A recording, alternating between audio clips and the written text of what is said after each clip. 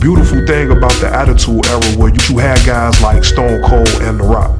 And not only did you have two of the best talkers of all time in those two guys, but even all of the wrestlers who were in the company were good enough to be on the mic with those guys. You were able to have a good dialogue with other wrestlers. Wrestlers nowadays seem to lack when it comes to promo. When it comes to promo work, when it comes to talking on the microphone, a lot of wrestlers just seem to need work, you know, and that's fine. So now we got to get to a point where we have guys that can just get it on the microphone, point blank, period. Because it's hurting guys like Roman Reigns. It's hurting guys like LA Knight. It's hurting guys like Seth Rollins not to be able to have equal counterparts. People that could get on the microphone and push them to bring the best out of them when it comes to promos. So this is a real problem, and this is one of the things that I think is hurting the overall product in WWE, is we don't have great talkers. That's why when Cody Rhodes returned to the WWE, he was immediately one of the top stars, because not only was he good on the mic, he was giving us the best promos on the roster, hands down. I don't think it was close. I recommend go back and watch some of those original promos on Cody Rhodes' first return to the WWE after WrestleMania 38.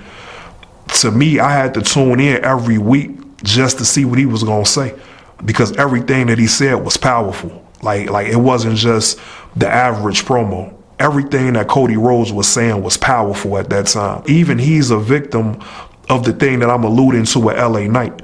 How, as great as you are on the mic, it's hard to maintain that momentum, especially when you don't have wrestlers that could push you, when you don't have wrestlers that can challenge you on the mic. Cody Rhodes rarely has an equal when it comes to doing promos in the ring. LA Knight is the same exact way. Speaking of those two guys, that's why I would love to see LA Knight and Cody Rhodes have a feud with each other.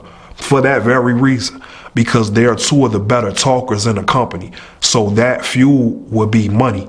It would be money all the way around. And it would be what LA Knight sorely needs to get to a new level. And I don't think the United States Championship was accomplishing that mission. It was nice that he won a title, but sometimes you just don't need the title. You just need to have great matches and great opponents, and then the titles will come. Guys that are in the WWE, you got to get LA Knight versus Cody Rhodes. And it's a shame, because Cody Rhodes is really the top of the top in WWE. The thing about LA Knight having a feud with Cody Rhodes is they could pick and choose who's the baby face and who's the heel. That's how talented these two guys are and how much chemistry they will have together, that it doesn't even matter who's the good guy and the bad guy in this scenario. Because either way you do it, it'll still be money. I would love to see LA Knight be the bad guy in my version of the feud, because to me, LA Knight is at his best when he's a heel. It's a tricky spot now because the fans love him. He's in that spot now where he could do no wrong. The fans are on his side, so it's hard to make him a bad guy. But if we could get back to that somehow, that's when I feel like LA Knight is at his best, and I feel like he would have a great feud with Cody. And ironically, I feel like Cody being a heel in that feud would be just as great. It actually might be more compelling, because basically we've seen Cody be a politician. Shaking hands, kissing babies, campaigning, the whole nine. The classic good guy. I feel like it's money either way it go. We can't lose. And then also, besides Cody Rhodes, I think that it would benefit LA Knight if he had a feud with Sami Zayn. We need to go ahead and get Sami Zayn on to a whole different thing. Like, we need to figure out a way to get Sami Zayn his own storylines, because as good as Sami Zayn has been, again, to the naked eye, it seems like Sami Zayn has been better than ever. And he has been to a lot of degrees. But at the same time, Sami Zayn missed WrestleMania. And that's kind of crazy for a guy who won the Intercontinental Championship at last year's WrestleMania.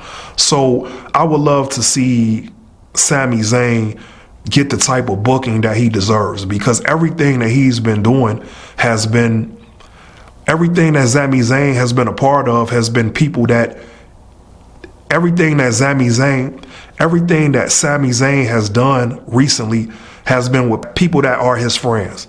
Because for some reason, Sami Zayn is BFFs with everybody. So that's the only type of storylines we've seen Sami in, is just with friends or former friends or soon to be friends or ex-friends. And Sami Zayn is BFFs with everybody. And I'm just tired of that. It's time to give Sami a change of scenery. And LA Knight would be the perfect person to have him feud with. It doesn't matter about I don't care about who's the good guy and the bad guy in that scenario. It doesn't matter. You know, I'll let WWE do some work. We could collaborate. But I feel like it's a no-brainer to have Sami Zayn versus LA Knight. And not only have a match, but to build a feud. Because Sami Zayn is the type of athlete that could get any wrestler over to a new level. LA Knight needs that. Like, let's just call it what it is. Like, LA Knight needs more wrestlers where he could have genuine feuds with. Not just matches, but feuds that make his career. And Sami Zayn could be the wrestler that helps LA Knight make that type of history. We need to go back to having great matches instead of recycling silly storylines. And I'm tired of seeing Sami Zayn go back and forth with his BFFs. I want to see him get a clean slate and him be competitive. And be competitive against guys that are also trying to go to the top. So who better than LA Knight and Sami Zayn to kick off a whole new feud to get both of those guys going in the right direction?